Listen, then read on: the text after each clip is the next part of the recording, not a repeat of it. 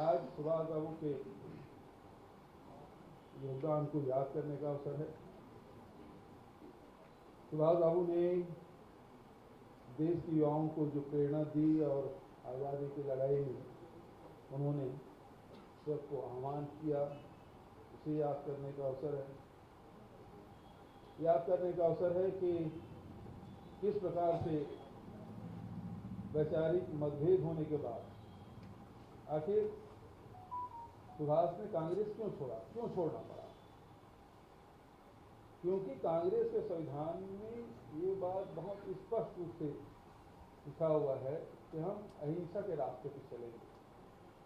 और जब सुभाष बाबू ने हिंसा की बात की, सशस्त्र संघर्ष की बात उन्होंने कही, तो फिर सरदार पटेल ने कहा ये तो हमारी जो मूल जो विचार है वो सिद्धांत से विपरीत है।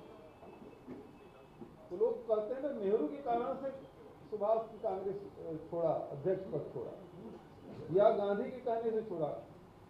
बात सरदार पटेल ने कही, शायद यही सच।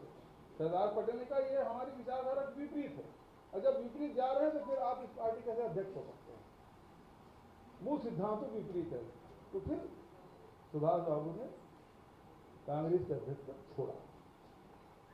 तो बात तो सही है, इतिहास हम नहीं जानते या इतिहास नहीं जानना चाहते हैं, उसका दुरुपयोग ये व्हाट्सएप यूनिवर्सिटी के वाइस चांसलर लोग कर रहे हैं। तो जरूरी है कि हम लोग इतिहास जानें। और वाजपेयी जी ने आप सबको इससे जोड़ा, अवगत कराया। हम लोग पूरा कांग्रेस पार्टी की ओर से आपको धन्यवाद देते हैं कि आपने बहुत अच्छी बातें आपने बताई।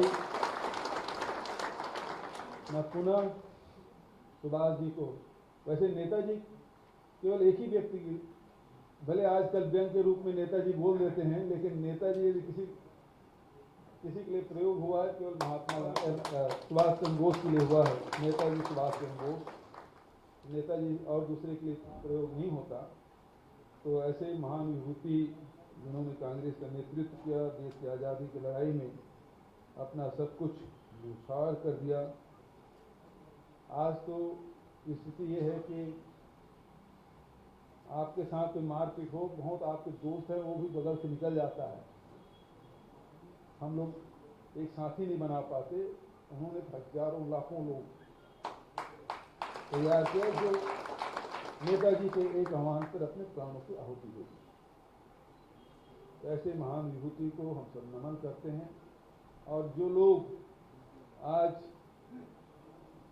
नेताजी को अपनाना चाहते हैं उनके लिए भी ये चुनौती है, वैचारिक रूप से कम नेताजी को अपना लो। यदि उनके सिद्धांतों को, नेताजी को अपनाना चाहते हैं तो उनके विचारों को मान लो। तो फिर आपको सावरकर को छोड़ना पड़ेगा, गोडसे को छोड़ना पड़ेगा।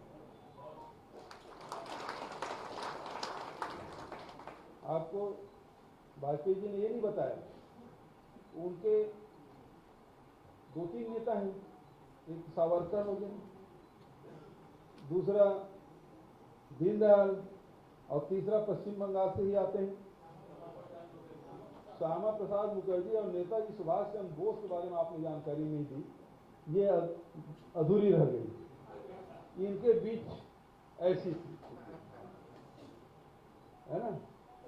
तो आज जब प्रधानमंत्री जी आसाम में भाषण दे रहे हैं, अब उनका भाषण समाप्त हो गया, लेकिन इनको बताना चाहिए कि इन दोनों नेताओं के बीच में कैसे संबंध रहे, वैचारिक संबंध कैसे थे, इनके बारे में जरूर इनको जानकारी देना चाहिए। मैं पुनः नेताजी